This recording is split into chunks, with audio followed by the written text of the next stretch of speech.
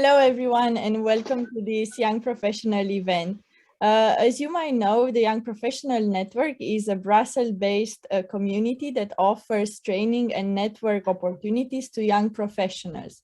Our events are focusing on sustainability, and the last one were actually on agriculture and textile in the fashion industry.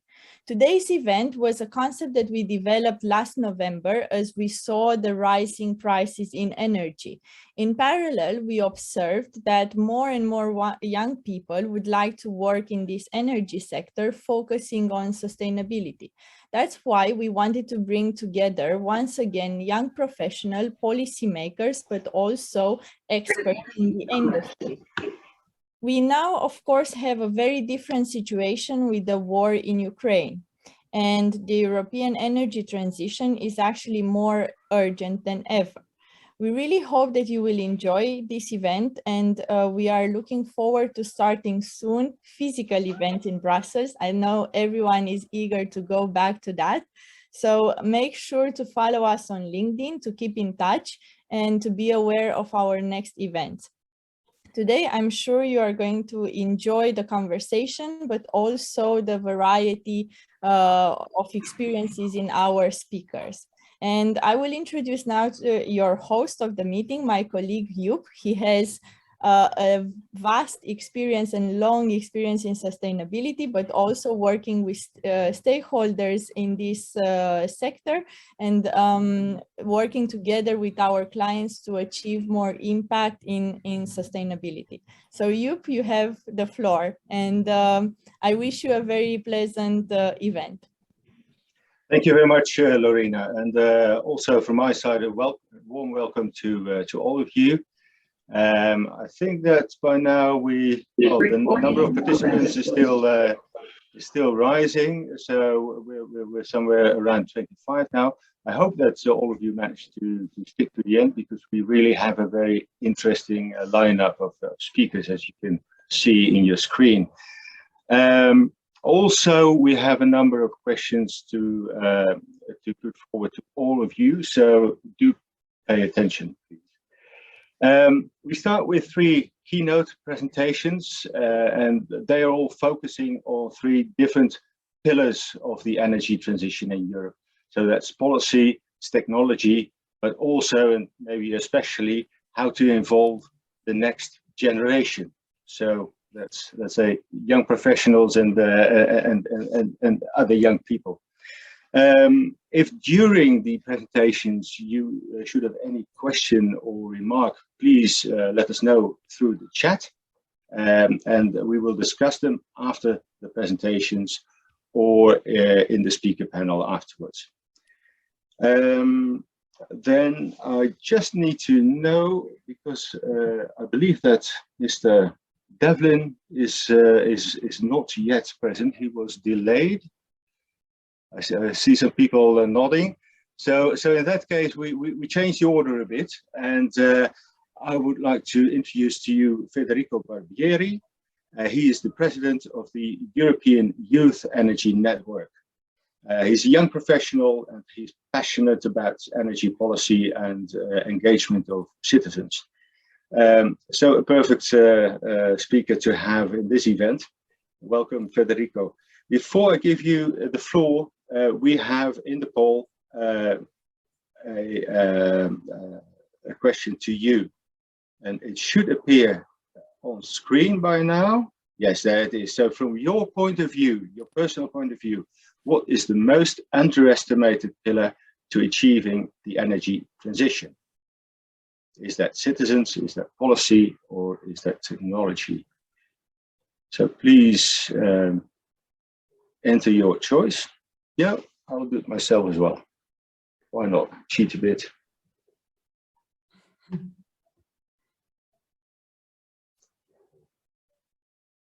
And then, of course, we like to see some results. Do we have results?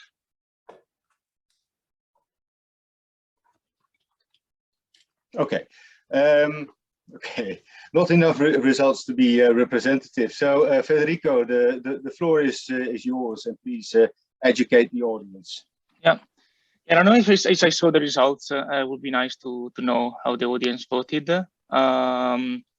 Yeah, okay. I'm gonna share my screen in the meantime. Sorry, I think I share, and then please confirm that you see my screen, and many thanks. Yeah, this should be full screen now.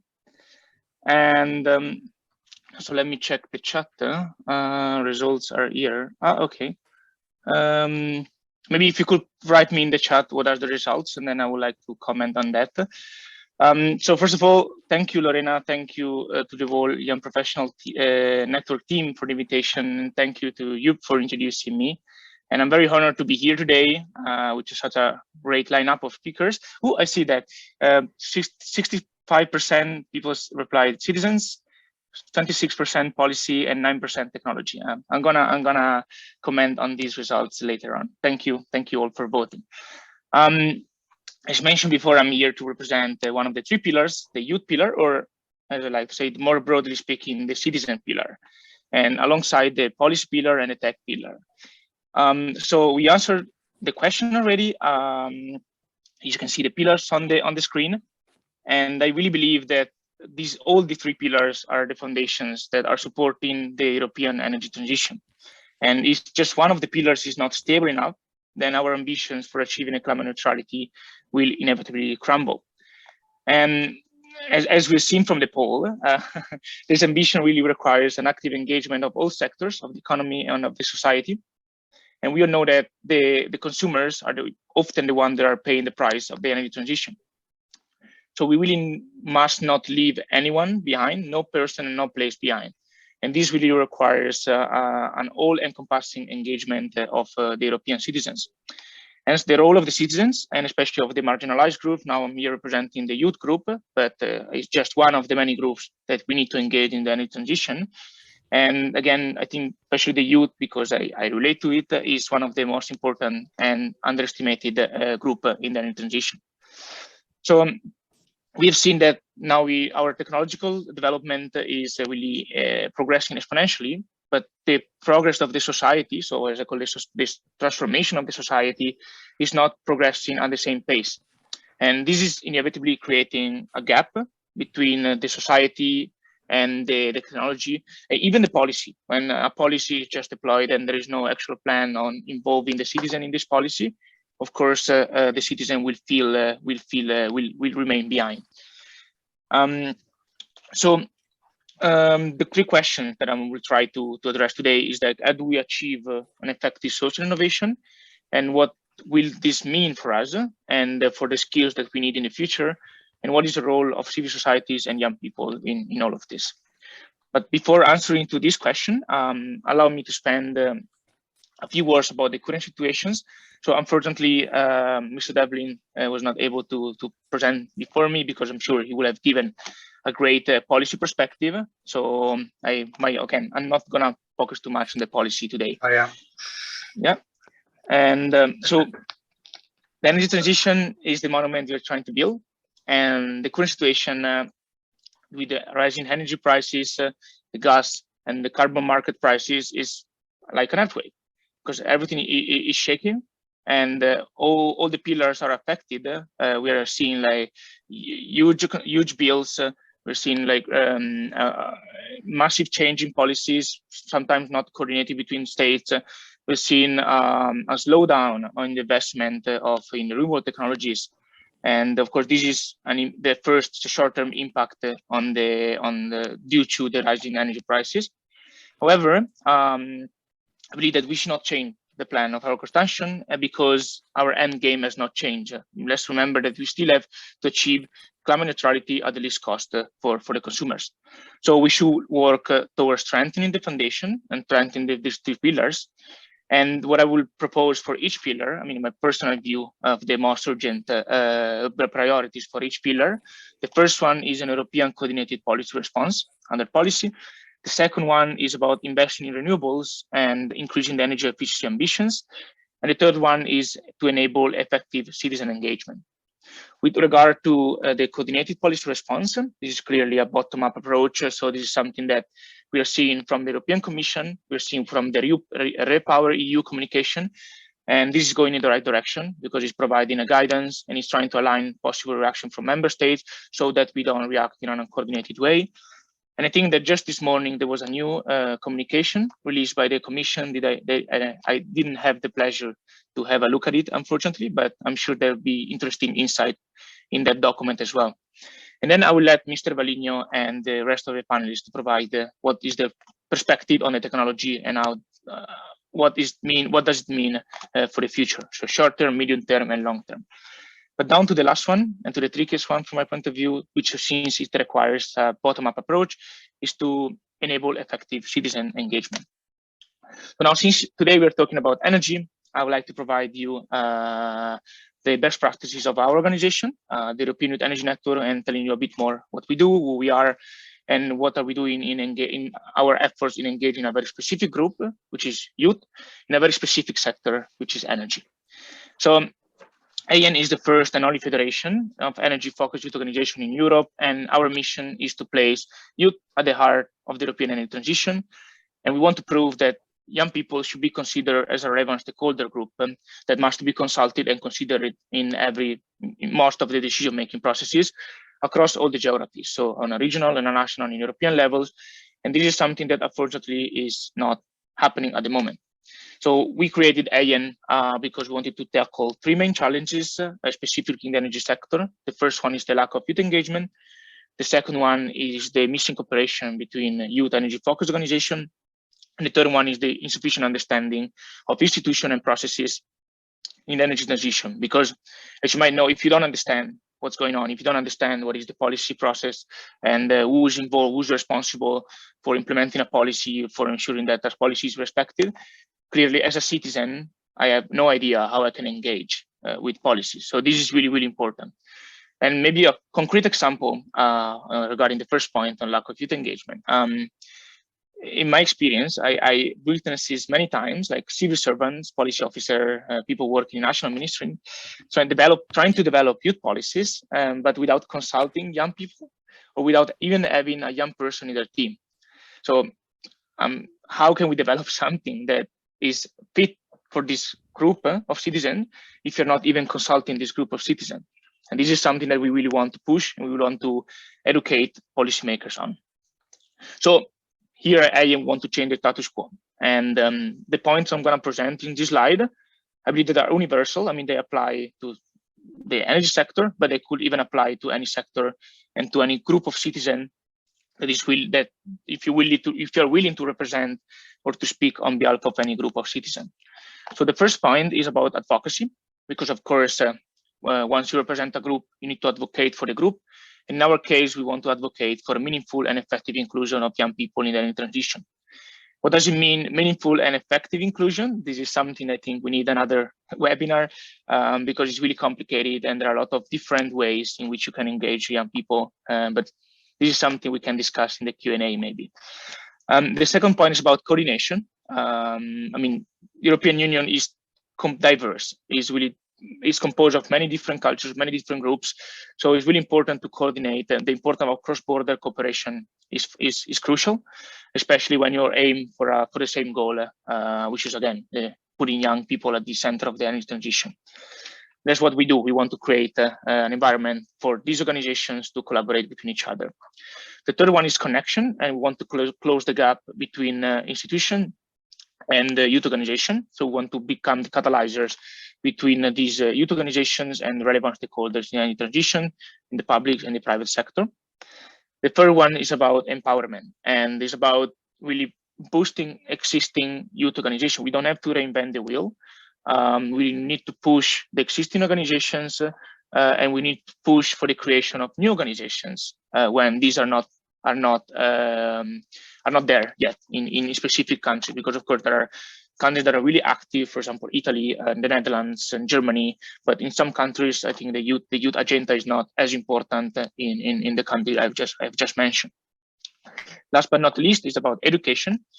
And I mean, I think it's an important role to educate students, young professionals, but not only young people, because again, I think everyone wish to know more about the energy transition, And I feel that young people have a role in really bridging the connection, bridging different generations. So really, we don't have to close ourselves in a youth bubble, but really try, okay, what is our role across all the generations? So this is, I think, a really important point for any youth organization that is willing to interact with other stakeholders.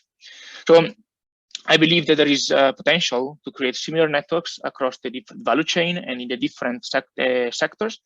Today, I focus on energy transition, but I'm really looking forward and to knowing if you know any other organizations that are similar in our structure, in sustainable food, in agriculture, in circular economy, in health.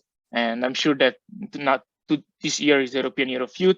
So in the coming years, I really hope to see new networks and new organizations coming up. So to wrap up, 3 main messages for everyone: policymakers, citizens, entrepreneurs. Really, this is an open 3 messages. First, don't underestimate civil societies. Rely on their insights, rely on their knowledge, and the fact that they are probably the closest group to the citizens. Second, invest in the future. It's not just about technological investment. It's not about investing in cutting-edge technologies, but it's also about investing in people and investing in youth organization, because again, it's like, if we want to invest in the future, then we will need to invest in those who will be the future, which is, again, young people.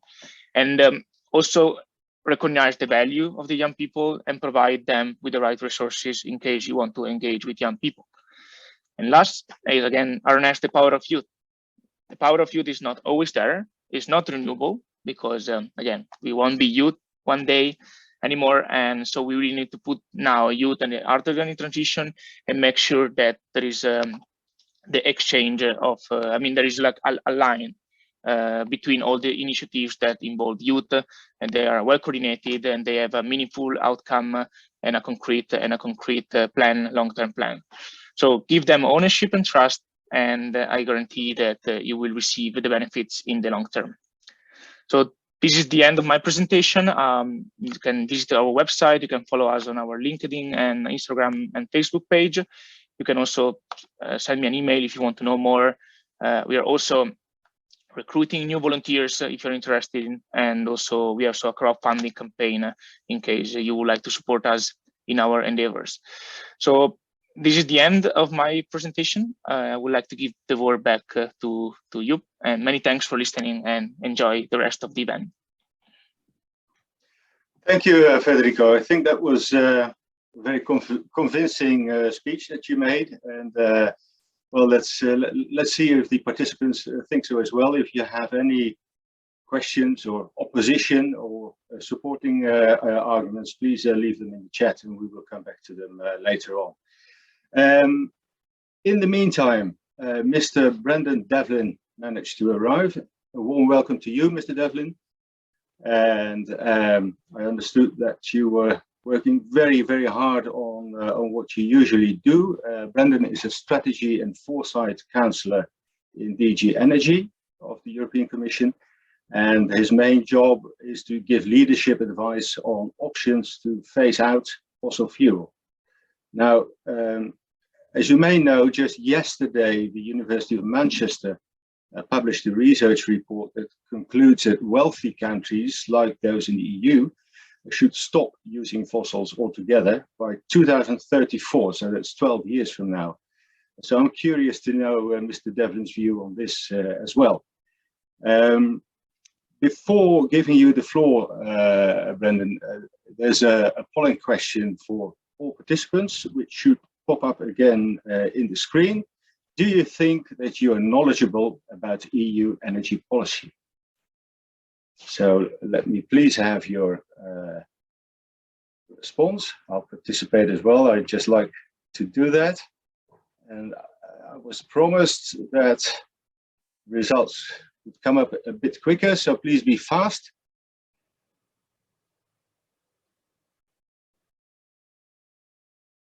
Well, that's very clear. Most of us have some knowledge, some elements of the energy policy, but hardly anyone indicates to really be an expert in the field. So this gives you some clue, Brendan, what you're up to, and I would give you the floor. Please go ahead. Thank you very much, and please excuse me for being late for your meeting.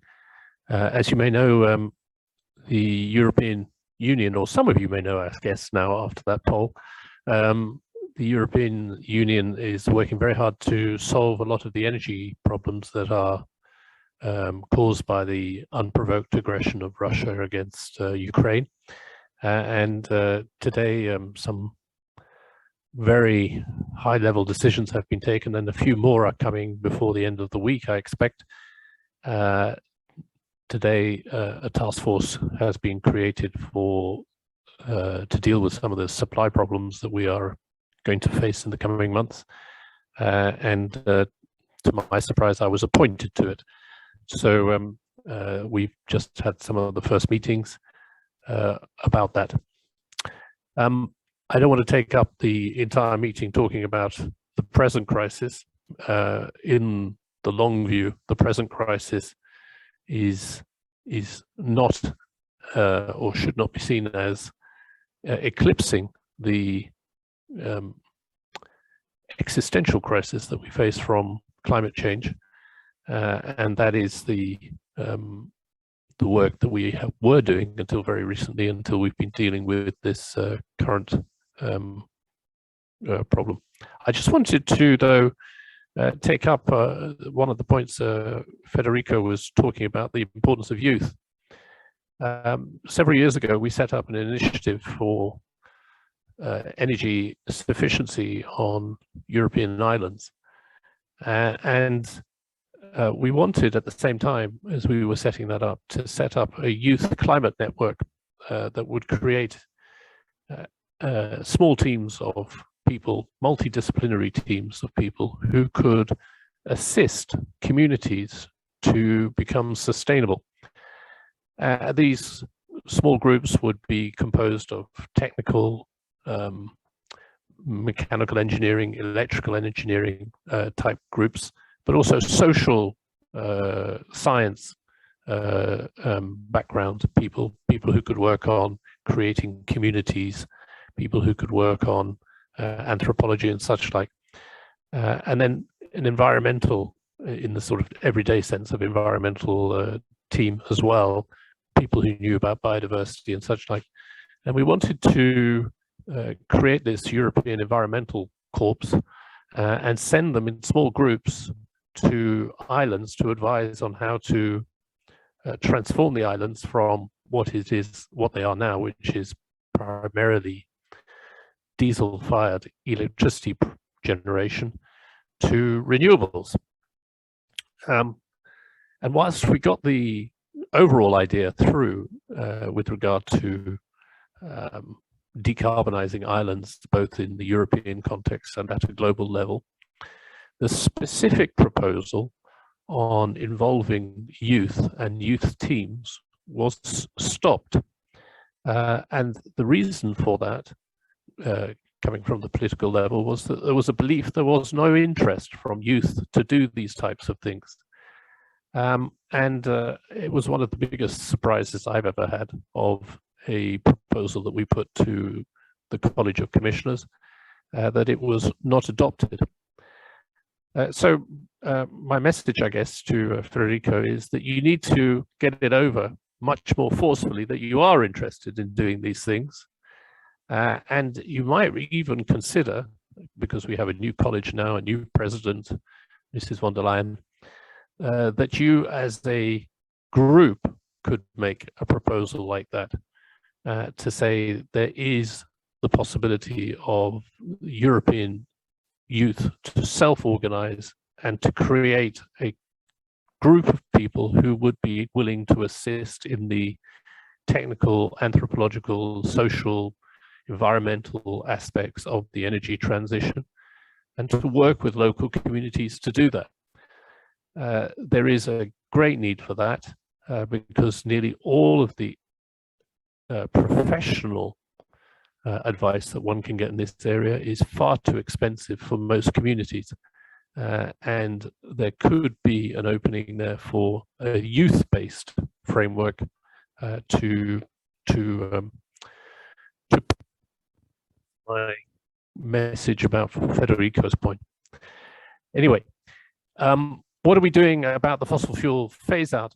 Fossil fuel phase out is very, very important. I didn't know about the Manchester University study, but I'd be very happy to receive it. What I can tell you is what we call the Uganda question. When we have been discussing about fossil fuel phase out in international frameworks, once we were asked by a senior official in Uganda, it's all very well you, the European Union, talking about the fossil fuel phase out, but you're not actually doing it. And you're not stopping the development of fossil fuel projects, and you are not advocating for your own phase out in terms of production. And the response to that question resulted in the European Commission adopting, for the first time ever, I think at a global level, a multilateral proposal to keep fossil fuels in the ground. That is the moratorium on Arctic oil, gas and coal extraction, which was adopted last year as the official policy for the European Union. And that was a very important, first time the European Union said, instead of going for cheapness, for proximity of oil, gas and coal, we will try and work in our own backyard, in this case, to keep fossil fuels in the ground. Not only will we do that, but we take the promise that we will not in the future buy oil, gas and coal from the Arctic region, by those countries outside of the European Union who may produce it. And that's a very strong first step. Moving beyond that, I can imagine that in the future we will be looking towards expanding those types of decisions on moratoriums to other parts of the world and to other sectors, particularly coal and oil. But it's a good first step. As we look at that, we also see that we are coming to an end game for the European Union's oil, gas and coal consumption, irrespective of what's happening in Ukraine today and in Russia today, where we are scrambling to buy new oil, gas and coal from new sources. Nonetheless, in the period between 2025 and 2030, we are going to enter into an area, a decline for oil, gas and coal consumption in the European Union. Paradoxically, an expansion of imports, and then after 2030, a complete imports and consumption. And what this means is that we have to prepare the countries around us who are supplying oil, gas and coal to us for that new future. And I think it's linked, but not a cause, but I think it's linked when you realize just how much oil, gas and coal feature in the national accounts of the countries that supply us with those resources. For example, Russia depends very much on oil, gas and coal for its national accounts and for its national budget. And without that money, there is a huge, huge gap in their national accounting system. We have to think about how that type of that sort of rundown of fossil fuel resources, what that will impact and how that will impact countries like Algeria, Iraq, Iran, the Middle East generally, Nigeria, for example. All of these countries have resource-dependent economies, and those resource-dependent economies are dependent on the consumption of the European Union. But we have decided to not use those resources post-2030, tailing off to 2050. And I think that is a very important challenge that we face. We have the other challenges, of course, within the European Union of making the decarbonization process successful. But outside of the European Union, we have done very little to prepare the ground for the choices and decisions that the countries that supply us have to make. Today, as part of my strategy and foresight work, we can see 3 scenarios for the phasing out of oil, gas, and coal in terms of how we will choose which countries will supply us in the future. The first of those, and I think the one that will be most likely to happen, is a choice based on the relative environmental performance of each supplier. So how much methane, how much CO2, how much waste is produced by creating 1 unit of energy in the European Union. This approach has already been adopted in the European Union's methane strategy, where we are moving towards a life cycle analysis of methane emissions along the fossil gas supply chain and coal supply chain to the European Union. And we will be in a position to rank supplies by methane emissions to the European Union. And I can expect from that that the worst performing countries will be the first to be removed from the supply list post 2025. Another approach is the approach adopted by countries like the United States or Saudi Arabia, large exporting potential countries, where simply the price will be the issue. That will be the only criteria. They have the lowest cost of production. They believe that as a result, they will be always the last supplier when compared to all the others. High cost suppliers of oil, gas, and coal will be the first to exit the market in that scenario. And then a third scenario that we are looking at is a political scenario where we think it is very likely that we will get to the point where hydrocarbon use drops dramatically. But some countries will be much more exposed politically than others. And these countries are the ones with large, young populations. North Africa springs to mind, Nigeria springs to mind, where we need to stabilize the country through a demographic transition, which is yet to come. And I think there is a series of problems, political questions that need to be addressed. And we are preparing the ground for such a discussion in the period 2024-2025 for the next College of the European Union. But again, there needs to be choices made and decisions made that we cannot yet anticipate. But I would very much welcome an input from communities like this one into such a discussion for the future. And I'm hoping that this year we will be able to set up a forum for discussing those types of questions in the future. And I'm very happy to make this network a partner of those discussions. So those are the 3 scenarios: a climate environmental scenario, a cost scenario, and a political scenario. We will need to work on those in the coming years.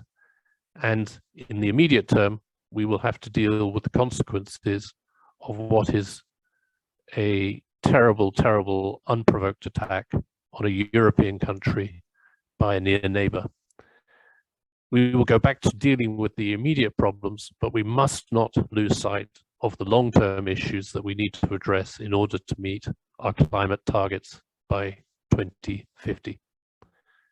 So I hope I've said a few words that will help you animate your discussion. I'm here to take a few questions if you need, or if you have any. Of course, please always reach out to the European Commission, me personally, if you wish to have an ongoing discussion. I'll put my email in the chat, and please contact me if you wish. Back to you.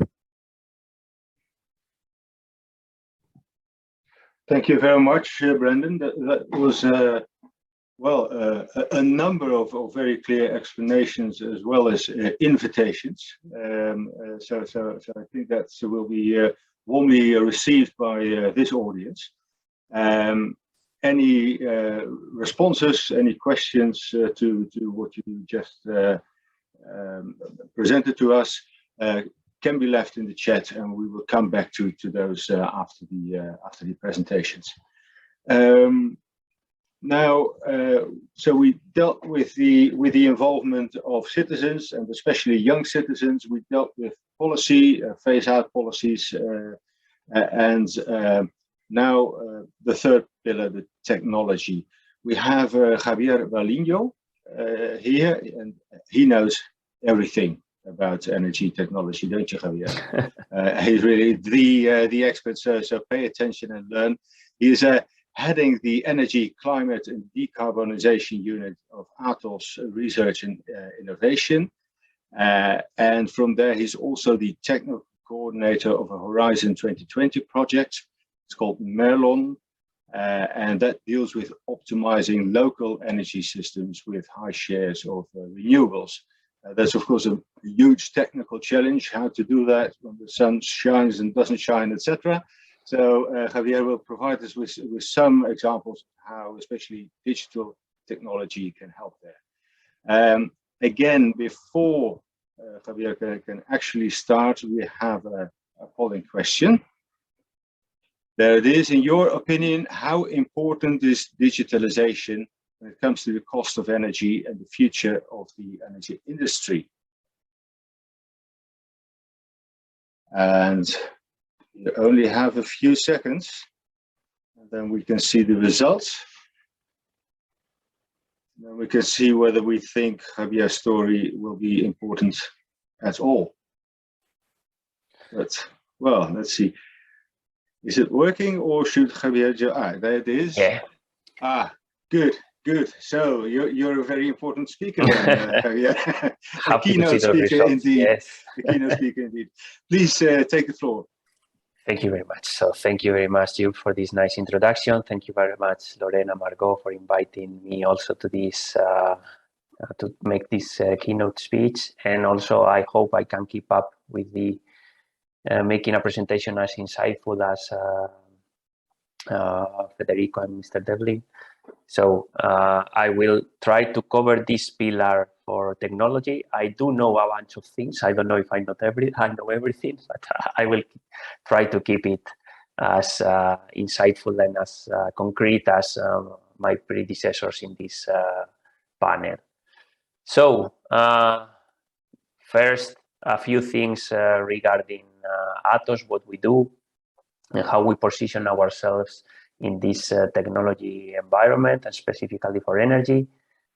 For those that are not familiar with Atos, just to let you know that this is a huge European-based company, so it is quite relevant for us because we tend to think on US-based technology companies whenever it comes for data analysis or security or these kind of things, and we need to know that there are some very good European-based companies that are dealing with technology. So we need to make sure that we prioritize or we foster this kind of companies so that we can own our own technology here locally in Europe, and we can apply it, and we can be self-sovereign in terms of technology. So that's one important thing for me also when I was joining Atos.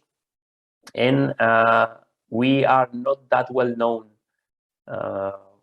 for customers because we are a business-to-business company, meaning that we provide solutions for big companies and these kind of things. You might be familiar with Atos because we are the digital partner for the Olympic Games. So whenever there is an Olympic game, either for summer or winter, we are the ones that are organizing the way that the data is handled. And you might have seen Atos on the lanyards for the Olympic medals, for instance.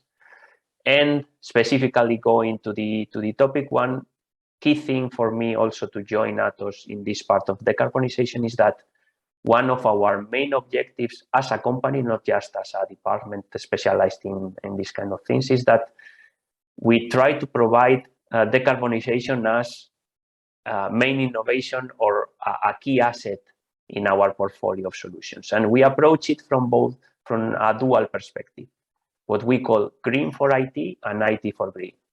So whenever we talk about IT for green, it is that we as Atos can provide digital solutions to make the systems that are placed and that are dealing with energy systems or maybe energy efficiency in buildings, I don't know, or whatever. We can provide digital solutions to optimize the ways those assets are managed. And then the other way around, we also approach energy efficiency and decarbonization from the green for IT perspective. So whatever we do, we try to optimize it to the most that it is efficient by design. So we are consuming as less energy resources as possible in terms of computational services or electricity whenever we are providing our solution. So that's very important for me.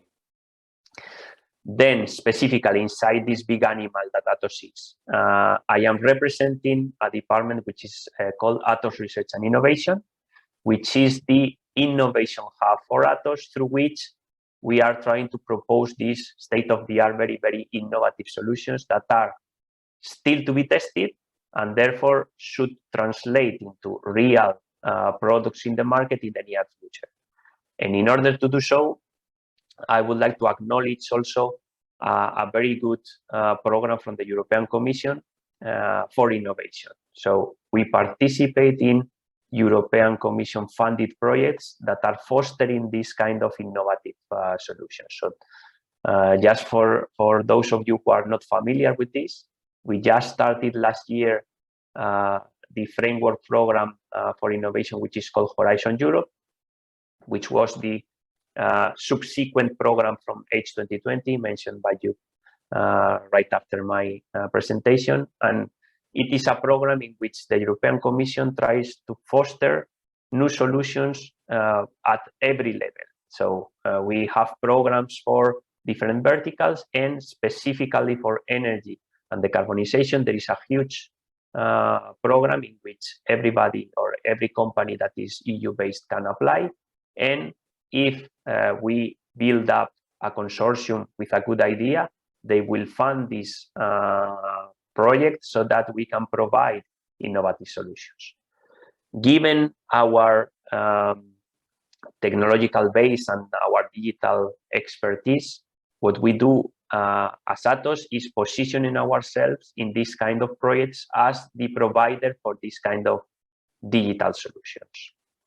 So as you can see on the left-hand side of the slide, we are the ones providing usually for the platforms that are gathering data through secure and trusted protocols, build the data lake, which is going to be used in the project in order to share information and also to aggregate inputs from very different sources. And we also provide the digital solutions that are placed on top of these data lakes and that are unlocking the power of this data that we are gathering. And being a very large company, what we are expected to do, and that is our main goal here whenever we are participating in this kind of projects, is to somehow unlock or transfer this knowledge into new products that are going to be on the market in the following years. And that is what you can see on the right-hand side of the slide. So our motivation is to build what we call technological assets, which are the seed of a future product from Atos in this case. And it is made up of small pieces we are developing through different European innovation projects. So what we need to do is first, we need to align with the business units in Atos to see what are they detecting as our clients' needs for the following 5, 6, 7 years, try to anticipate those needs, investigate on novel technologies that are able to address those questions from our customers in the future, and test it through real case implementations in pilot sites in this kind of projects. So our goal overall would be trying to provide this as a new technologies that are transferring into new products for us. Going to the actual topic for this keynote. So as anticipated by all other speakers, there are a bunch of factors that are influencing the current escalation on the cost of energy, and that are also driving factors for how we would like to shape the future of the energy. Some of them can be tackled through technology, so as the ones you can see on the right-hand side. So we need to maximize the renewable penetration, and that's not easy because it is causing instability on the network. We need to phase out fossil fuels, and we have to also discuss about nuclear technologies. And that's also very, very difficult because we are quite dependent on it, and it is not straightforward to just phase out them. And then there are some other factors, such as the ones on the left-hand side, that are going beyond technology. Those we cannot aim at solving those problems through technology, such as the geopolitics we just discussed with this unfortunate event now in Ukraine, and some others, such as how are we approaching regulation, or the need for having common policies, as also pointed out by Federico at the very beginning of the session.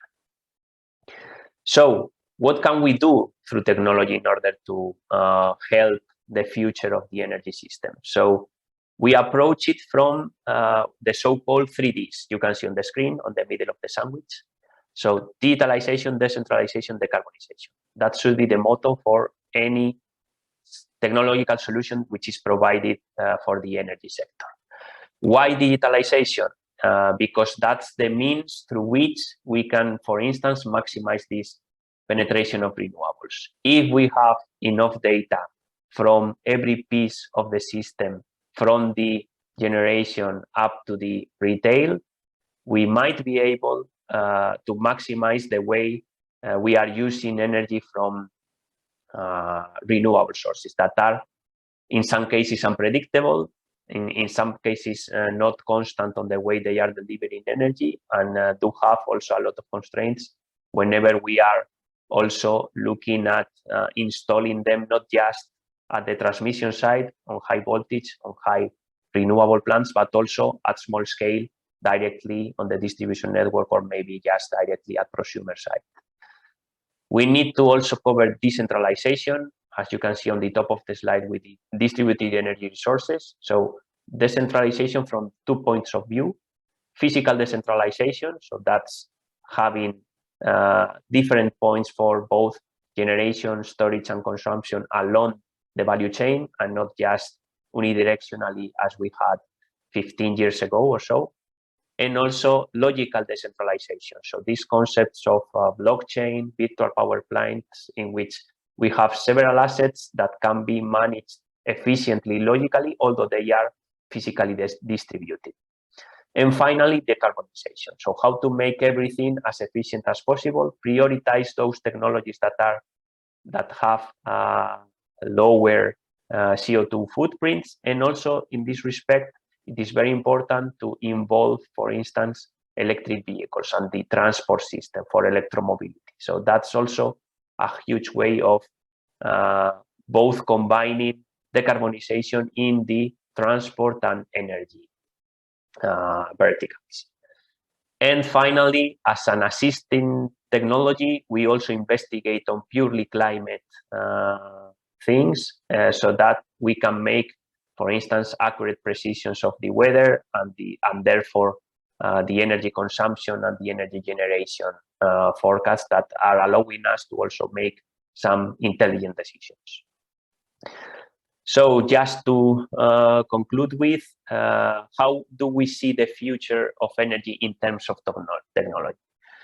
One important thing for us is to align with the European data strategy, which is something which is being studied as we speak, and there are a number of regulations that are in this respect being prepared. So the ultimate goal for this data strategy is to make sure that we are self-sovereign in terms of the data that we are producing and therefore using, and making sure that it is currently monetized and it is approach in a fair way for every actor in the value chain that is involving, for instance, customers, as we were discussing in the first keynote.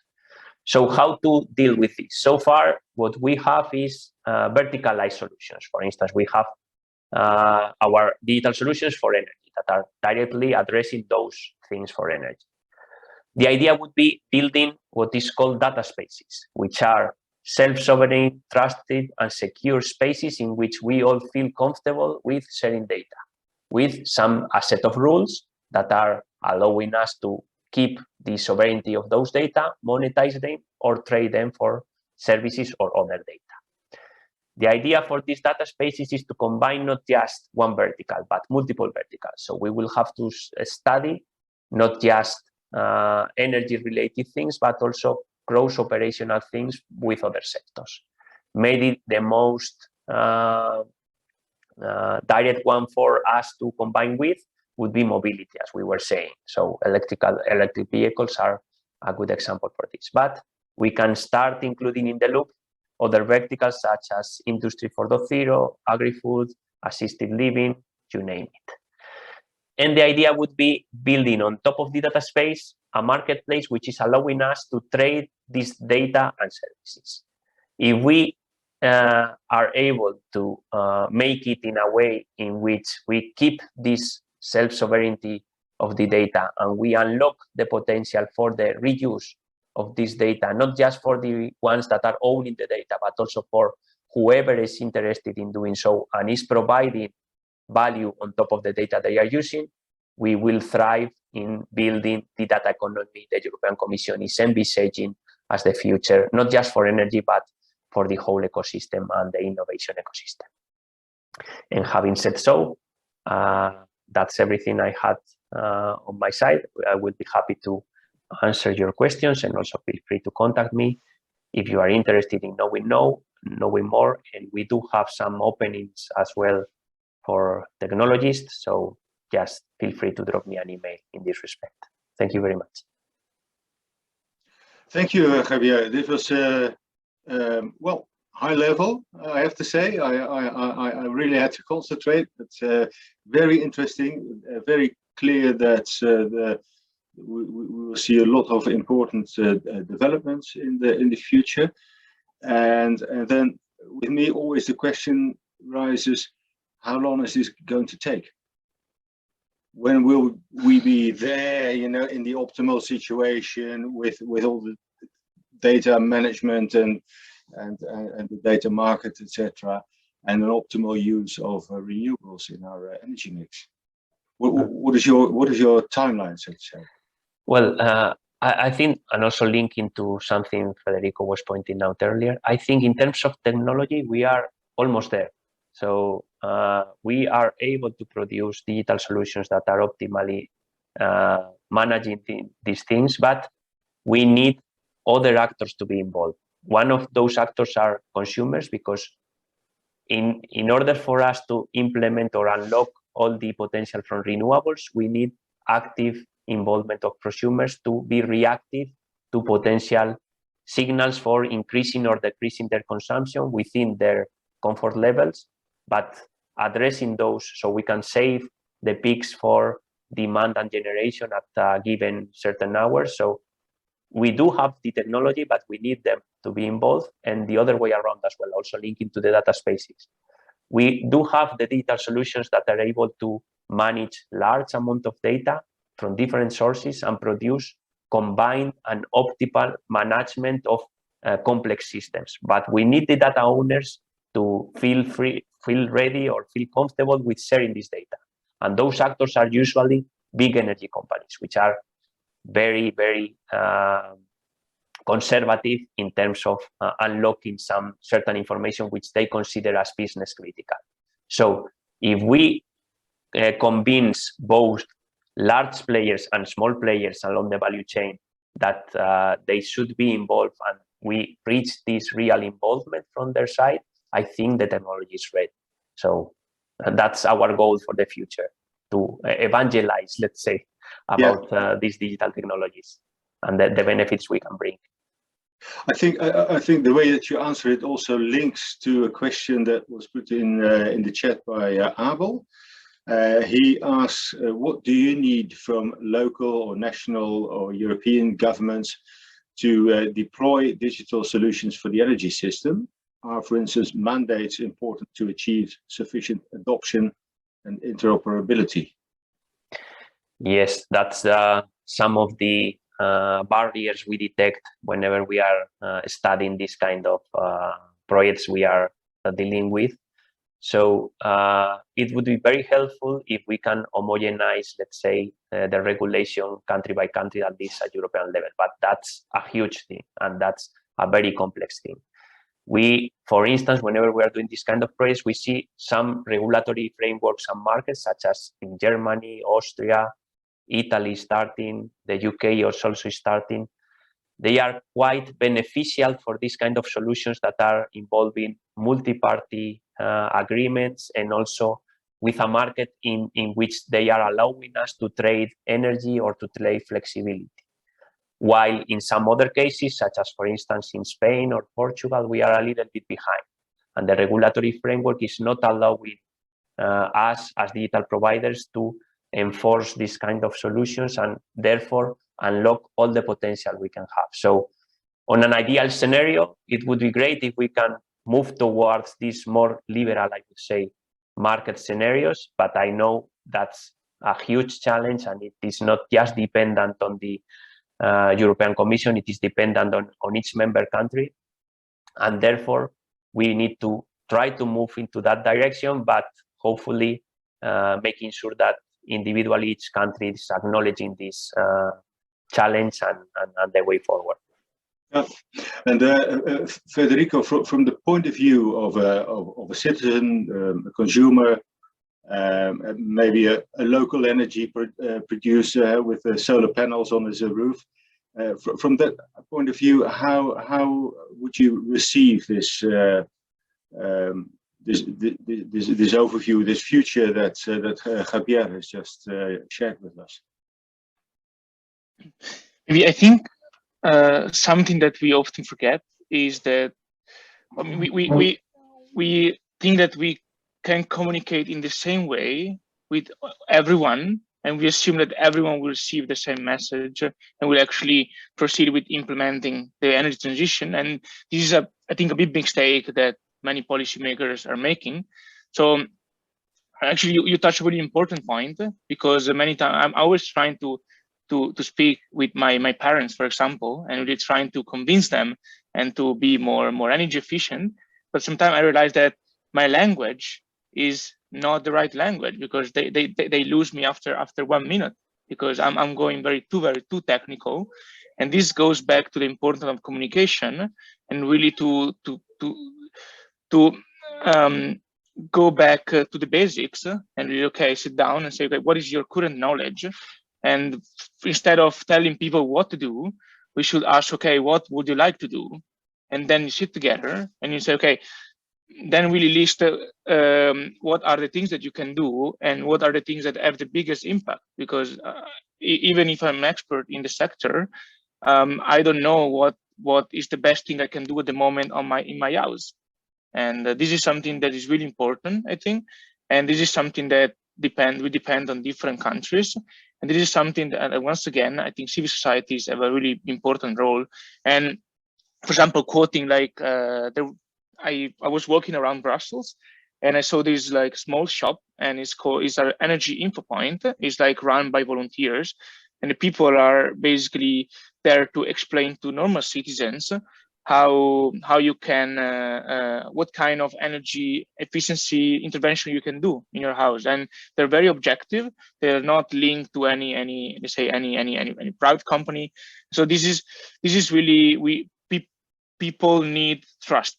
You know, people need to feel trust, and when they talk with companies, they don't feel the same. So we really need a mediator when we are, okay, how do you feel about this?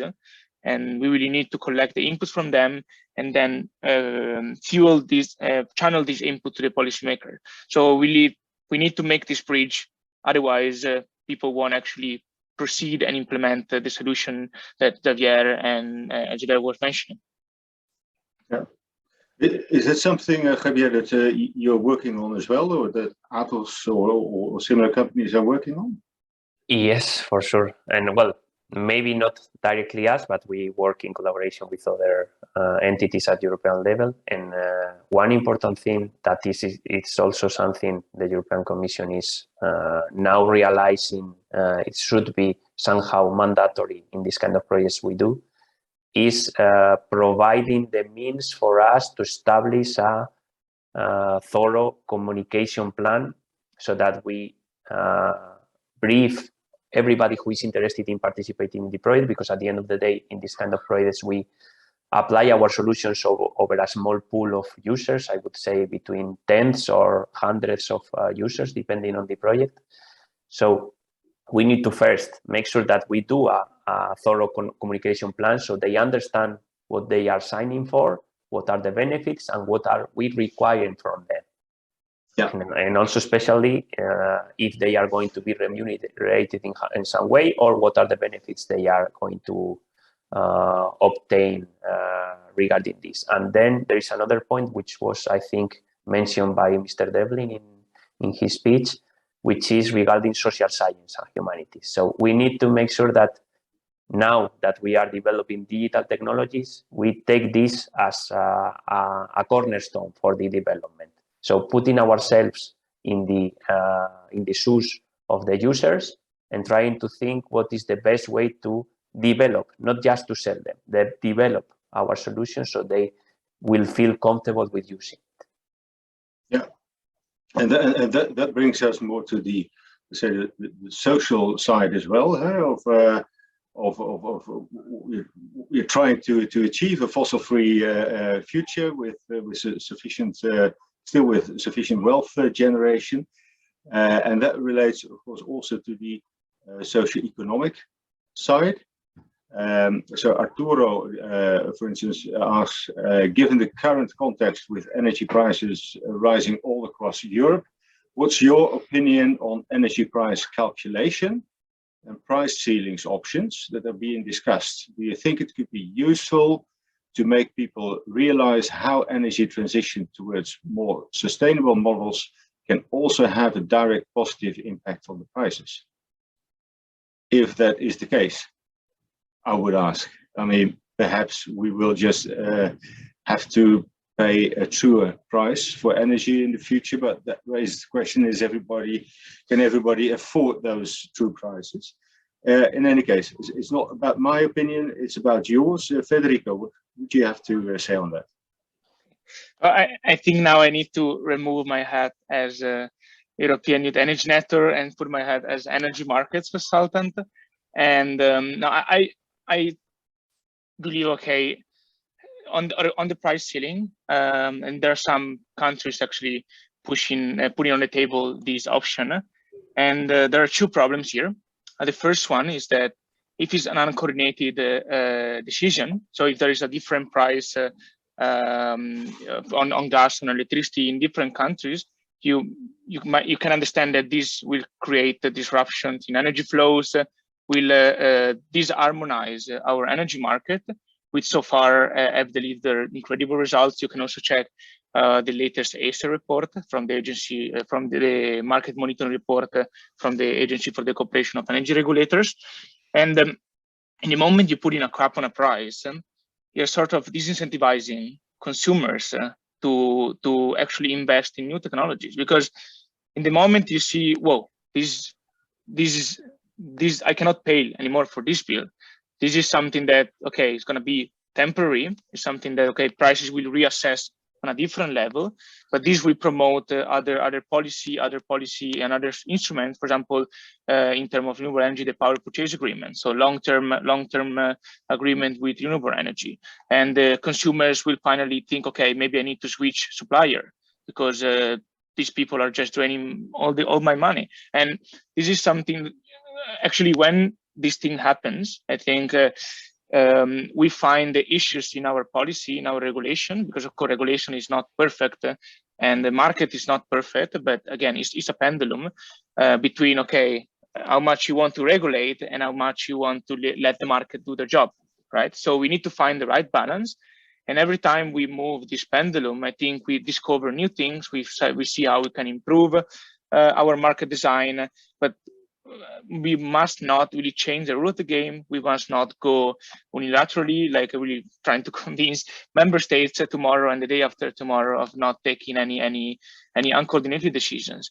And of course, but this is, again, it's a political discussion, and sometimes it abandons the technical discussion because, you know, consumers are angry. They want to see results. They want to see the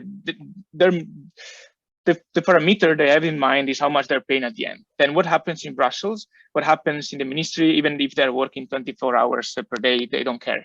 So this is something that you really need to deliver in the short term, while discussing in the medium and the long term how we can we can ensure that we achieve climate neutrality. Thank you. Anything to add to that, Javier? I would sign word by word what Federico just said. Just to add up, it is true that, well, I'm not familiar with each and every way to calculate energy prices in all European countries, but at least taking Spain as an example, I think it is proven also to be a bit unfair towards the electric companies. So I think they should also make a positive effort in this respect and trying to provide some additional ways that are in this situation in which we are facing with a real problem and maybe a long-term problem. They need to rethink about how can we use maybe a different model which is not benefiting directly their accounts, let's say, and also taking into account what we need as customers. But, well, that's also a big problem to be addressed, because this is tied with also national policies and also some regulations. So, but maybe this is the way forward, at least for the near future. Thank you. Last question, a rather personal one to Federico, because you started your last answer by saying I'm putting off the hat of the young energy professional, young energy network, and putting on the hat of the market, what is it, market expert. So I will ask, how do you view the relationship between activism, volunteering on the one hand as a citizen, and your personal career development as a professional? Is there a tension? Is there a synergy? How does it work? Well, it's a bit of everything. I mean, I personally believe in multidisciplinary. I think that in the future, what these new skills that will be needed is flexibility in terms of expertise, in terms of knowledge. And what I believe that, I mean, volunteering in general and activism provides you the opportunity to explore fields that you cannot explore in your daily job, right? Because your daily job usually is quite routine. You have to do some task, and unless you change your job, you cannot really have a different perspective. Of course, it's not easy to keep a balance. I am freelancer, so this is it's easier for me to actually juggle between all my commitments. And I also, by the way, as a consultant for the European Commission on the Climate Act, I am in the Youth Climate Task Force, and yeah, many hours of not sleeping, I would say, but I'm really happy that I'm going through this path. And I really believe that, okay, I love energy markets. I love working. It's very interesting. It's very complicated. But I also want to have the opportunity to switch, okay, and say, okay, now I would like to focus on something different, maybe youth engagement, maybe international cooperation. So really, I'm trying to leave as many doors open as possible. So I would say maybe there is a tension in the short term, but I see harmony in the long term. And I believe that if you are given the opportunity to change, okay, when you really cannot do a task or on a specific task, you can change and you can say, okay, now I want to do something else. and these really help you in being more efficient, in allocating your time in a more efficient way. And I think this is a disciplinarism is really important for the future. But thanks for the question. Thanks for the answer, Federico. Javier, Federico, many thanks for your contributions.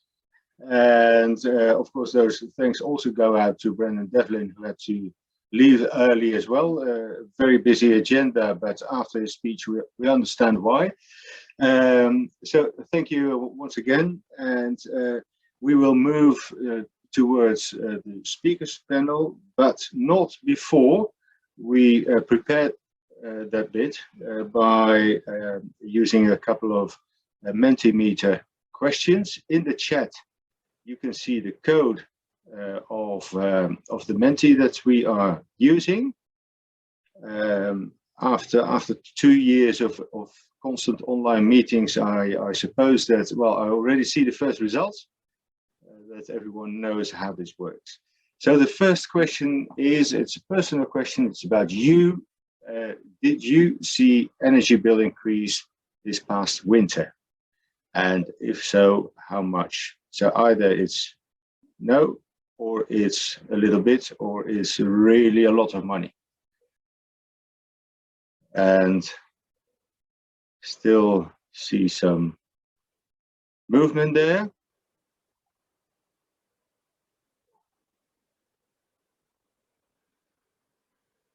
So 8 people.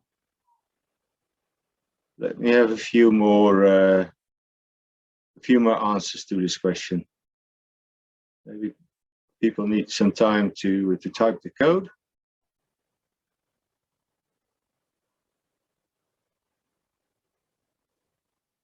Well, in any case, currently 8 people responded. Half of them have recorded a bill increase 100 to 200 euros per month.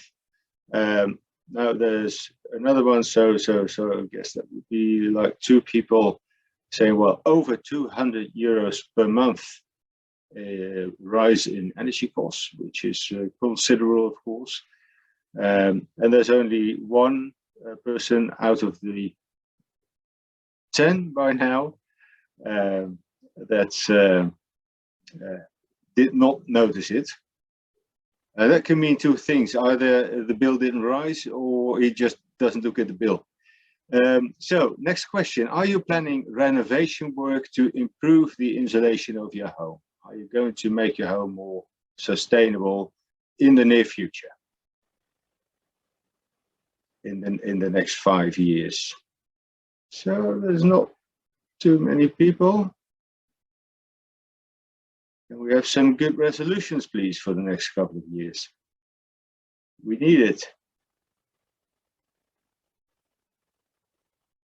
And of course, what my colleague Margot is mentioning to me, well, this also depends on whether you actually have a home of your own. And as most of you are still young professionals, maybe you're renting more than living in your own home. So, well, it gives an indication. So the next question: are you avoiding using your car due to the gas prices? So yes, I try to work from home more. Yes, I take public transport. As a Dutchman, I miss the bicycle. There's still a bicycle option as well, but let's put the bicycle under public transport then. I try to avoid long car trips. I don't have the option, so no, or it's not my priority. Well, the last option is not a priority for me. Well, only 6% that mentions that.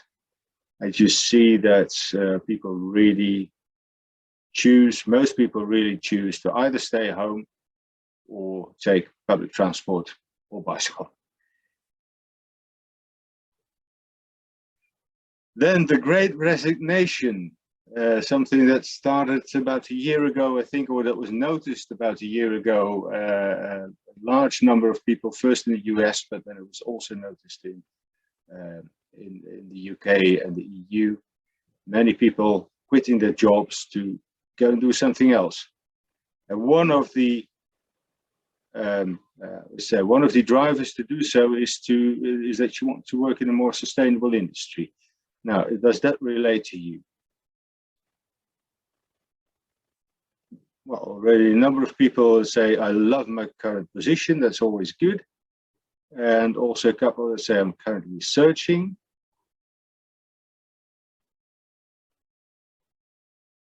Okay. Well, that gives some indication. I think I will move to the next part of this event, which is a speakers panel. We have three, again, interesting panel members there. They will each introduce themselves, so I won't have to do it. And the first one that I would like to give the floor is Ioannis Korras, who is an energy market analyst at Vaasa. Ioannis, the floor is yours.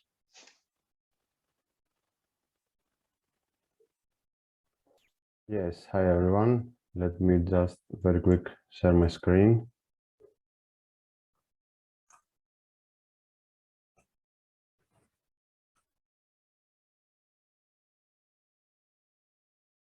Okay. So I'm Ioannis Korras. I'm originally from Greece, and my background is on electrical and computer engineering.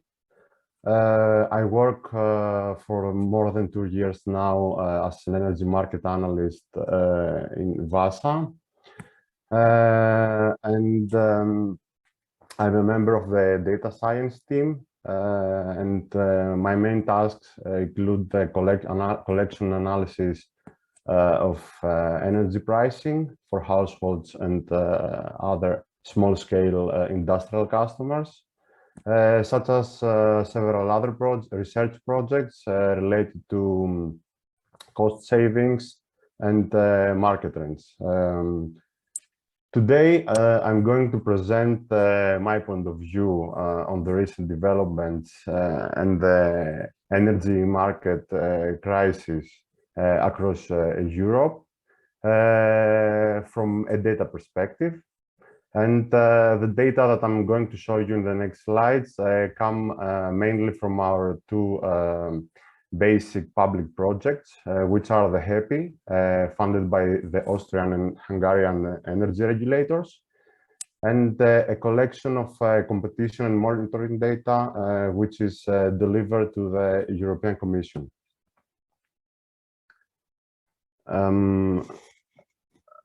We are witnessing, of course, record high energy prices during the past months. And I think everyone agrees that energy has become a hot topic lately.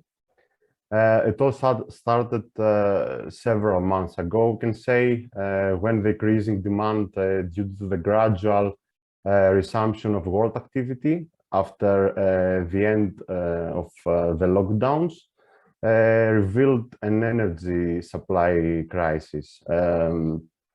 This crisis was amplified by unusual weather conditions during 2021. We had a cold, extended winter, which was followed afterwards by an extended heat wave during the summer that added even more pressure to this whole supply crunch. This led to a steep rise of wholesale prices, not seen before, at least in the 5 years prior to 2021. And you can see that in the graph on the left-hand side, that the years from 2015 until 2020 had a more stable pattern compared to 2021. Then, of course, retail prices followed a similar rising trend, increasing the burden for end users. And especially that happened during the second half of 2021. The peak of this increasing trend in energy retail price was observed during January 2022.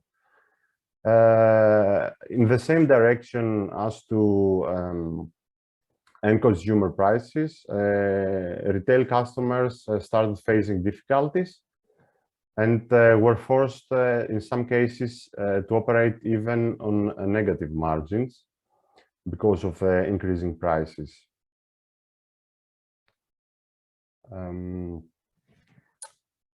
Of course, all this caused a distortion in the market as suppliers stopped acquiring new customers and in some cases even failed to do so, to supply them.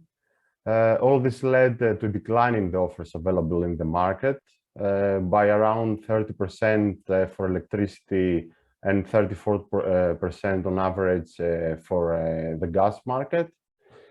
And several end user customers during these past years, and especially during the past months, chose to switch to expensive fixed contracts in order to avoid this volatility, which was caused due to the wholesale price. Of course, actions had been taken during these past 2 years from states, from governments and regulator authorities or other market players. On the one hand, during the pandemic, measures were mainly state initiative, and most of them had no impact on the end user prices, only intended to alleviate some of the consumer burden, and were related mainly to suspension of disconnections due to non-payment or extension of bill payment deadlines. On the other hand, regarding the post-lockdown crisis, governments decided to act again in some countries. The most common measure that was observed was tax relief. As we can observe from the graph on the right, with the impact of measures on selected countries that adopted this kind of measures, the effect is significant only after mid-autumn, when the most governments started acting. We can comment here that if no actions had been taken for these selected markets that were studied, the end user price would be about 20% higher on average in January 2022. And although we understand the importance of this kind of temporary measures at this stage, that treat, of course, some of the problem, I can say they do not treat the cause of a bigger and more complex crisis. And I think for the future, we have to dive deeper to find a better solution for all this.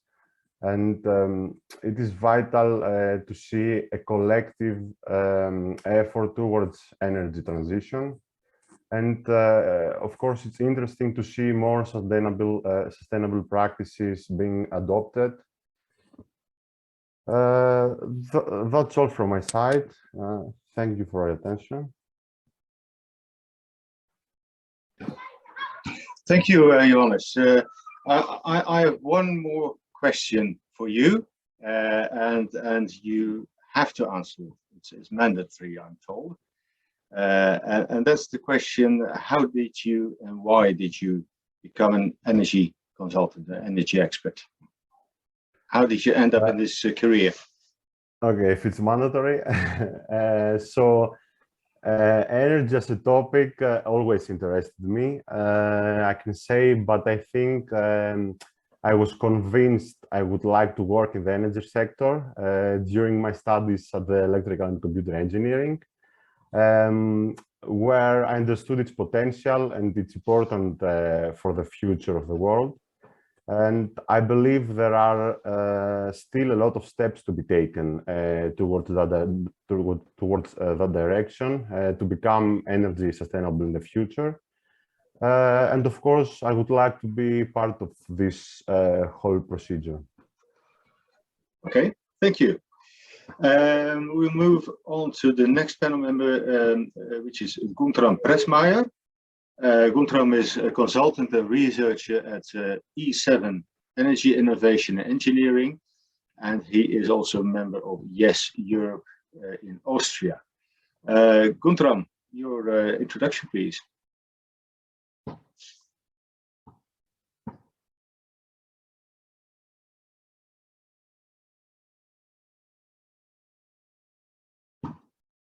And you should unmute. So now I'm unmuted, right? Okay. Thank you. Thank you, Joop. Thank you to having me here today. It's really a pleasure, and it has been quite interesting to listen to all of the presentation and discussion so far. My name is Guntram Pressmair. I am a consultant and researcher at E7 Energy Innovation and Engineering based in Vienna, Austria. And there I'm working mostly currently mostly on EU-funded research projects, on several projects. And in this project, in the course of this project, it happened also that I started my PhD studies with the University of Natural Resources and Life Sciences in Vienna. And yes, and I'm currently also quite active in YES-Europe in Austria. I would like to mention that here because it's also yes, a group, a network of for young professionals and students in the domain of energy and sustainability, which with local groups all over Europe.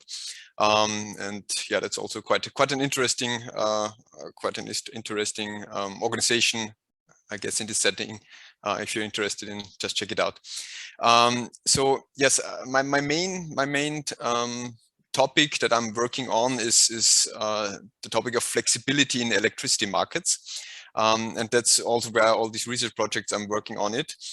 And today I would like to somehow highlight what this topic has in common with the current price increase in electricity markets. And I also have such a chart here today to show you the price increase. And of course, like Federico said, it's some kind of an earthquake. It's really really a problem for the economy, and especially thinking of low-income households. It's also really hard. But I would like to point out a bit the positive side of this price increase from my perspective as a consultant and researcher. And as an economist, I can say, okay, everything that does not has a price tag, we do not really appreciate that. So that's the economist view of this topic. And so I would say the increasing price in general is a major push for energy efficiency, and that's I think something that we see in the consultant work now, that energy efficiency is valued way more than before this increase in prices. But coming to my topic of flexibility is having a look that not only the overall price levels are increasing, but also the price spread is increasing. So the deviation between high and low throughout a day, for example. And that is really an opportunity for flexibility. For example, when I have a battery or other flexible assets, then I really can, I'm not that exposed to this price changes during a day, or even I can make a profit out of it. And that's the connects to my research area. And I would like to highlight now just very shortly the opportunity that this gives for so-called demand-side flexibility. So in general, of course, the electricity grid needs to be balanced at all the time. So supply and demand needs to be the same all the time. And using demand-side flexibility is, of course, using flexible assets, batteries, or electric vehicles now, heat pumps, or maybe HVAC systems to balance this demand and supply from the demand side. So because on the supply side we do not want to have so much gas turbines and everything that can respond very quickly. So we want to do this on the demand side and adapt to the intermittent load profile, generation profile of renewables. And in the last years I've made a lot of studies and work on business models that make use of this demand response and this demand side flexibility. And usually it's always the same message, that the revenues are quite low and the transaction costs to include this demand side assets is usually way too high. And seeing now this change in prices and in the price spread, I would argue now that the market is changing and this opportunity needs to be reevaluated because we have heard it today quite a lot that the market is changing and the price increase is unprecedented so far. So I really think that this is an opportunity now for this types of business models for demand side flexibility to become profitable and to make an impact also for the whole energy transition. So that's just my humble thoughts on this big topic, of course, on a very specific topic here today. But I'm looking forward now to any discussion, questions, and also for the next input on the next speaker. So thank you. That's but you're not ready yet, Guntram, because I have a mandatory question. Oh yes, of course. That you are required to answer. Why and how did you become an energy expert?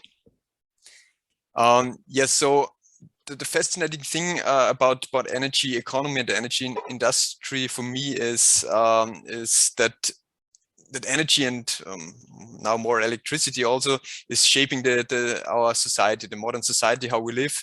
That's really mostly always comes up to energy. So our how we can afford our comfortable everything. So that's really my inspiration about that. But how did it come along? That is, I mean, I studied environmental management and the management of bioresources, so quite a broad study with quite a multidisciplinary approach. And there I also saw, okay, when I think about the global challenges, I always very often come to the question of energy transition. And yes, it always influences, as we see now, all other sectors with the price increase, for example, in the construction sector and everywhere. So this is really closely interrelated. And for me, the source of this, it was always the energy industry. So it was really the interesting thing for me. So you're a happy man. Totally. Very good. Okay, thank you. Let me see the third and last member of the panel is Abel Stern. He's actually a colleague of mine at Schutner Partners. He's an energy transition consultant who does a lot of work on, well, I'm not sure if this is the right term, but I would almost say grassroots level. Is that correct, Abel? I'll give you the floor, so. Then you can correct me. I'll explain, Jupp, and I'll start off by answering the mandatory question, because that links to what you just said. So I did my PhD studies in mathematical physics, quantum gravity, abstract stuff, not something useful like Guntram.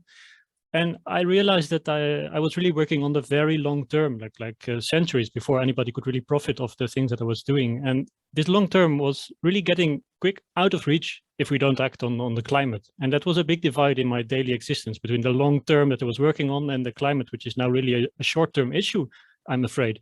So I started volunteering in the neighborhood, looking at what we can do above the individual level. And oh, I really like this. So like Federico said, this is a good way to see what kind of things you like doing. And eventually I wanted to bring my different roles, like a citizen, as a volunteer, as a parent, actually as a consumer, but also as a professional together. So I started talking to dozens of people actually through LinkedIn and other means. And that's how I found SMP.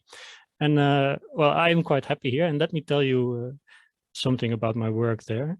I'll share my screen.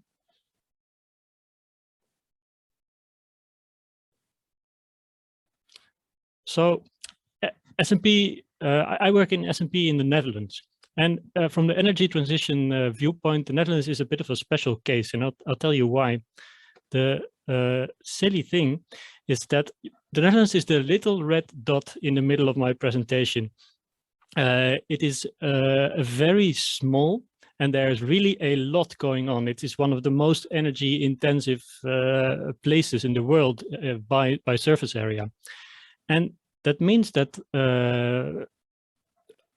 in the energy transition, where climate change mitigation really takes a lot of space, we have to make some very stark choices on this very small plot of land where also a lot of people are living. And in practice, that really means that there is a challenge for local governments.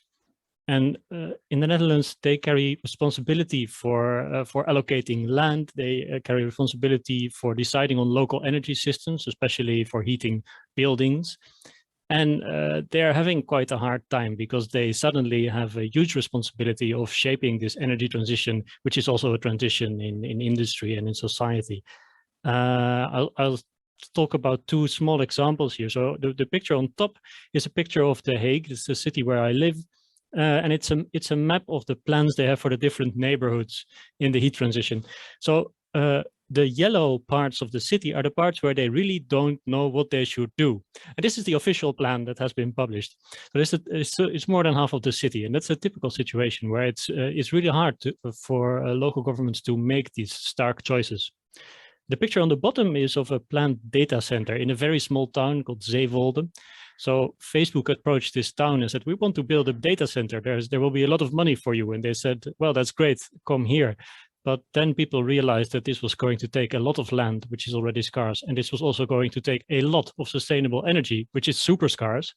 So this became very controversial. And now actually the national government is trying to block this from happening. We also work on a much smaller scale, which is maybe more the grassroots thing that Jupp was referring to. So we're helping public buildings save energy. This is a project that I've worked on for a while now. And so these public buildings in the Netherlands, they tend to be quite hard to reach because they're in all kinds of different places. And I'm talking about schools, I'm then talking about general practitioners, I'm talking about museums, I'm talking about community centers, that kind of thing, even small municipalities. And they are really vulnerable to rising energy prices. I was called last week by a community center manager who was really panicking because his energy bill for this year was rising by 30,000 euros. And that really meant they would have to go out of business unless they did something about it. So that's what we do. And I'm very happy about this link between the very local personal level and the municipal level, which is really important in the Netherlands. So what's nice about SMP from this perspective of bringing people together is that people at SMP have very diverse backgrounds.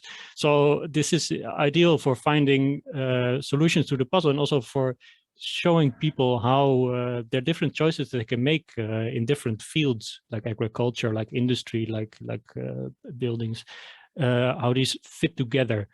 And well, this works quite well. And still, there's obviously a lot of work to be done. And well, let's discuss that now, I guess. Thank you, Abel.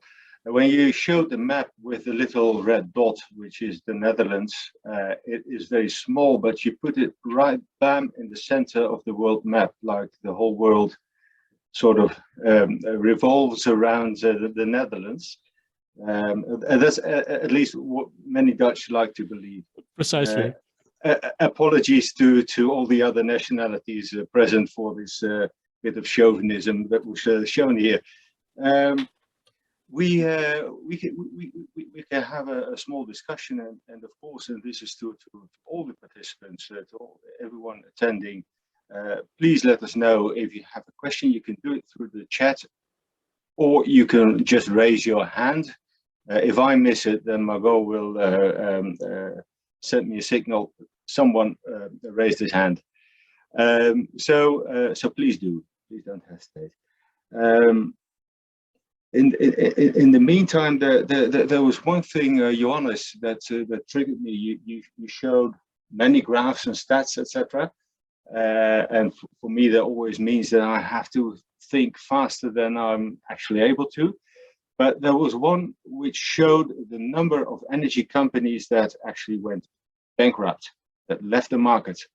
And what struck me was that there was, especially among the electricity companies, a very big difference between the Netherlands on one side and Spain and Sweden, I believe, or Slovakia. I wasn't fast enough to get it, but some other countries on the right-hand side. I was just wondering, is there an explanation for that? Does that have to do with government policy? Does it have to do with the national energy mix?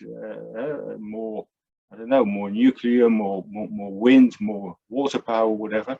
Is there an explanation why in one market everything sort of crashes down and in other markets it's still more or less acceptable, would you say? Thanks for the question, I'm not very aware, I would say, about the situation in the Netherlands. I think maybe Abel or you even are the more appropriate persons to ask to answer this question. I think it will be about the generation mix, or about the how suppliers work in these countries. And if you are right that the Netherlands had the decreased their available offers so much. It was about, I think, 70% or something like that. And we saw a similar situation happening in the UK, where also a lot of suppliers left the market, unable to handle the pressure with this negative margins. And that was, for example, in the UK, because of the price cap that, of course, was set low. That was in the first place done to help consumers. But of course, if you help consumers, suppliers will suffer. Yeah. So that would suggest that government policy, like putting price caps, could be one of the main explanations for the differences that we see. It is for sure for the Great Britain. I'm not very aware of the situation in the Netherlands, but the data shows this decrease in available offers. So yeah, it's always if you help consumers, then that will hurt suppliers, and we have to find a balance between those two, yeah, in order to be sustainable and for the future. Yeah. Maybe I can also quickly jump in on this topic on the bankruptcy. I mean, I also have listened to this discussion also in Austria quite carefully about bankruptcy of suppliers that is going on currently, and some critical voices often say now the efforts of 10 years or 20 years of energy market liberalization is now gone because yes, now all the new suppliers that emerged on the electricity market mainly are now, yeah, some of them go bankrupt, and the customers need to switch back to the previous incumbent suppliers. So how would you, Ioannis, say, is it yeah, did we sacrifice the liberalization here?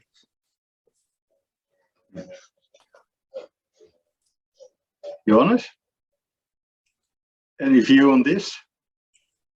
Sorry, what was the question again? No, I was philosophing about the liberalization of the energy markets, and how this is now jeopardized by this bankruptcy of several suppliers.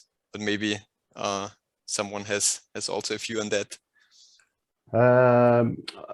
I wouldn't say that we sacrificed the liberalization. Of course, every market, not only the energy market, should be and has to be liberalized in order to enhance competition and stuff like that. I'm not sure if that's an issue here, but what I can say for sure for the future, of course, it's a difficult times right now, and maybe in the midterm, and we have to encounter all this situation. We have to diversify our supply, and of course help consumers, but also see the other side, so suppliers. Because of course this bankruptcy wave that is observed during these past months, not only in Austria, not only in the Netherlands, but in the whole Europe, and I guess in the whole world, is something that it has to change in order to those markets, and especially the energy market that we're discussing, to become more balanced.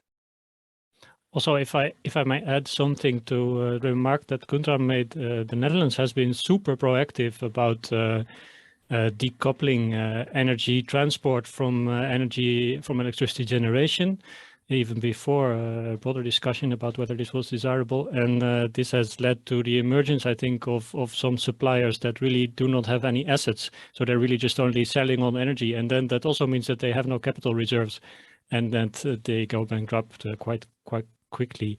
But on the energy system as a whole, I mean, that's disrupt consumer lives, but that does not necessarily disrupt the system in general, which is then maybe a good thing. Okay, thank you. A different thing that I was thinking of when Guntram was talking about flexibility on the demand side, I was also thinking about the supply side. What we see is, of course, a development towards solar and wind.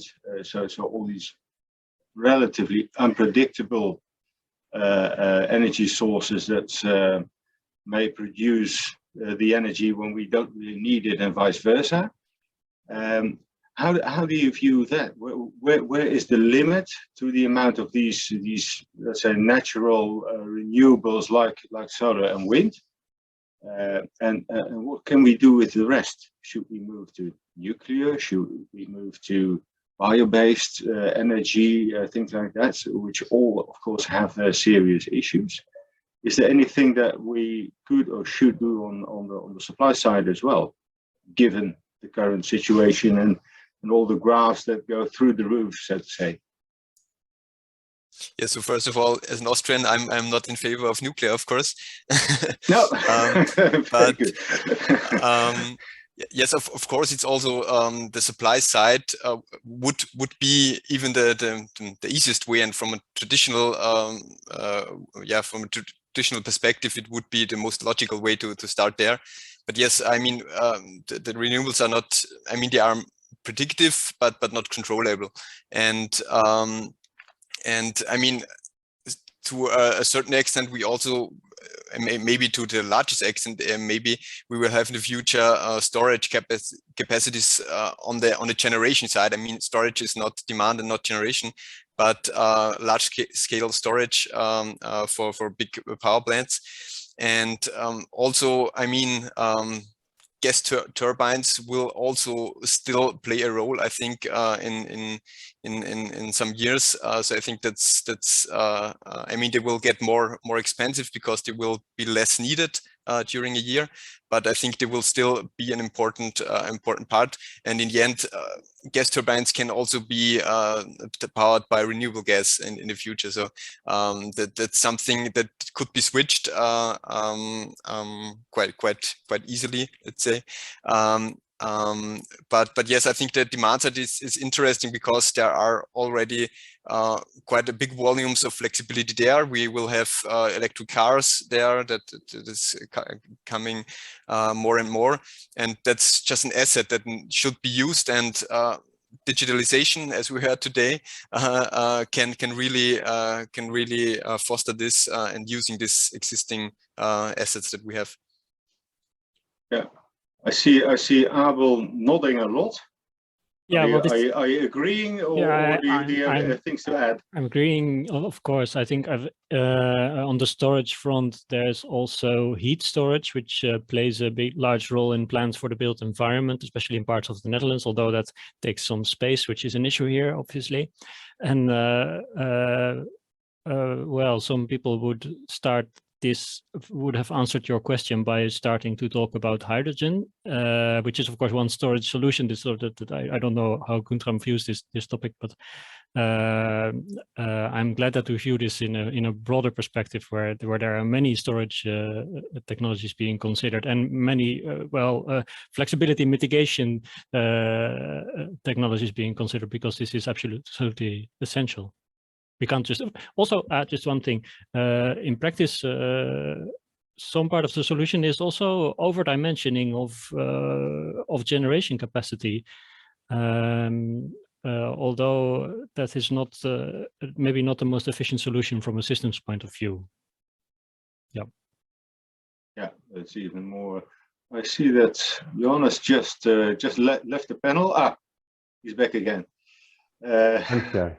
I thought you were angry with what Abel was saying. No, not at all. Okay, good. We are moving towards time of closure. Let me ask each of you to make a final statement. Having heard all the speakers, having heard each other, having had these discussions. A statement of the kind that you would like. It can either be personal or related to careers for young professionals. It could be a statement about the future of energy, or the future of the social consequences, or of the transition that we're going through. Yeah, the last thing that you haven't said yet and that you really wanted to say today. If I may instead repeat something, is that also okay? Yeah, sure. I think that it's up to you. For me, the Dutch situation really shows that the energy transition requires us to make quite stark choices. And we've obviously heard from the EU a bit, but there is more of a role for government there as well. So we can't just build a system that will supply the life we led before. We also have to change the way we structure our societies so that they may be made sustainable. Yeah. Thank you. Let's see, Ioannis.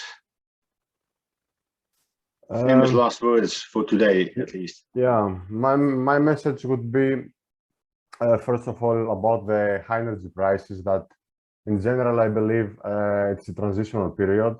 And I know it's hard for every consumer, including me. I think the decline in prices that was expected to happen sometime maybe in late spring this year might happen much later now with the recent developments. But to what time frame or to what extent is yet unclear. Either way, from my point of view, energy bills are going to stay high for some time to come. And of course, that's something we have to consider in order to make quick and big steps towards energy transition. Of course, the transition will have its price, but I believe it will be worth it in the end. And I think it's vital to work all together towards this direction. Thank you.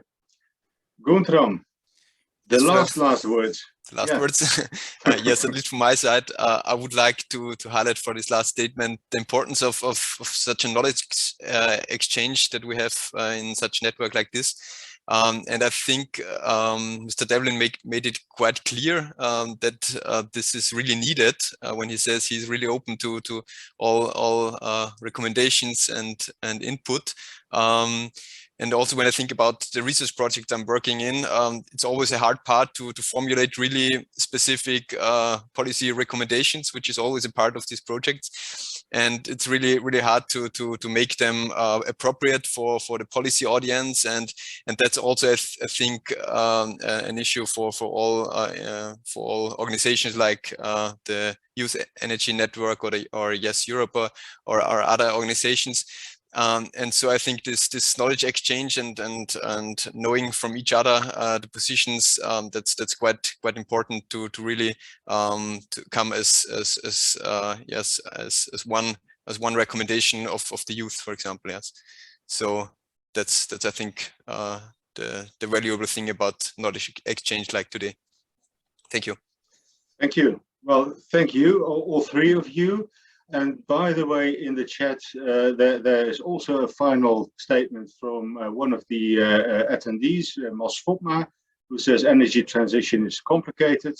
It demands a change of living for every individual, and these changes are hard. But a crisis might help. It forces us to rethink our habits, a root side effect of the ongoing war. So I think that also links perhaps a bit to what Guntram said in his presentation, that yes, we have a crisis, we have a lot of difficulties, but we should also look for the opportunities that offers.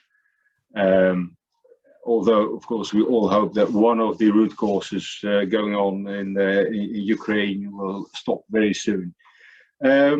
We've come to the end. And I would like to hand the floor back to the one who's responsible for keeping us here, bringing us here, keeping us here, and that's Lorena. Lorena, the floor is yours. Thank you very much, Joep, and thank you all for this very interesting, rich, and I would say intense knowledge class crush on energy. And for me as a citizen, but also on a personal level, I found out many interesting things today, also from our representatives from the European Commission, but also from the industry, but also from your own local initiatives. And also the fact that we covered quite a few countries, so seeing how Europe is reacting, but also how young people you know, think together and how do they act.